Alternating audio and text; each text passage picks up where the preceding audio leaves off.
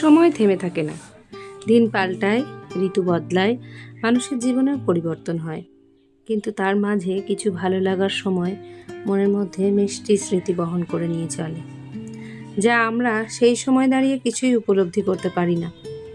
কিন্তু আজ এই সময় দাঁড়িয়ে মনে হয় আবারও যদি ওই দিনগুলো ফিরে পেতে পারতাম, কি ভালোই না হতো। আজ আবার একটা নতুন দিন, বৃহস্পতিবার। ওয়েদারটা একটু একটু করে গরমের দিকে এগোচ্ছে। সকালে বাজার থেকে এসে পুজো সেরে তারপর রান্নায় চলে এলাম। আপনারা ভাবছেন যে প্রথমেই এত ভারী ভারী কথা দিয়ে কেন শুরু করলাম। আজ অষ্টম প্রহরে যাব। সেখানে গেলেই ছোটবেলার এক গাদা স্মৃতি মনে পড়ে যায়। সেই আনন্দেই আছি সকাল থেকে। ভেবেছিলাম রান্নাবান্না করে তাড়াতাড়ি খেয়ে নেব, তারপর বিকেল বিকেল বেরিয়ে পড়ব। কিন্তু তা আর হলো না। মেয়ে পড়ে আস্তে আস্তেই 4টে বেজে গেল। তারপর খাওয়া দাওয়া করে একটু রেস্ট নিলাম।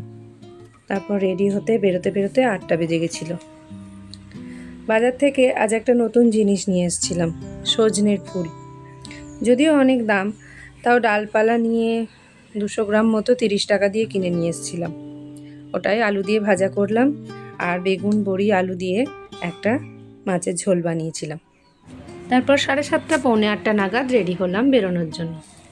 ওখানে পৌঁছে দেখি প্রচুর লোকের ভিড়, খাওয়া দাওয়া চলছে, পুজোর জায়গা গোছানো গাছানো চলছে। আমরা গিয়ে প্রণাম করলাম, তারপর চারপাশটা ঘুরে ঘুরে দেখছিলাম।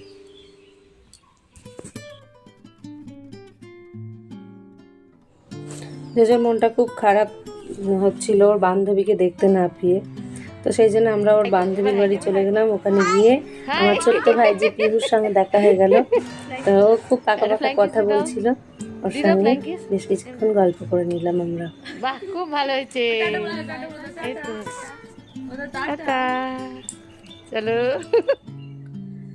তারপর আবারও যখন ঠাকুরতলায় এলাম, তো ওখানে শুধু মানুষের মাথা দেখা যাচ্ছিল, প্রচুর লোকের ভিড়, আর খাওয়া দাওয়াও চলছিল ব্যাপক পরিমাণে। তারপর আমরাও পাশের বাড়ির কাকিমার থেকে একটা চটের বস্তা চেয়ে নিয়ে এসে 3জনে বসে পড়লাম খাওয়ার জন্য।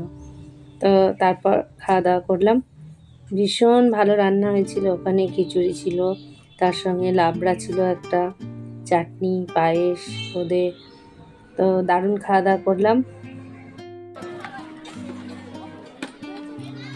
আমাদের পাতায় তো ধুলাম না গো।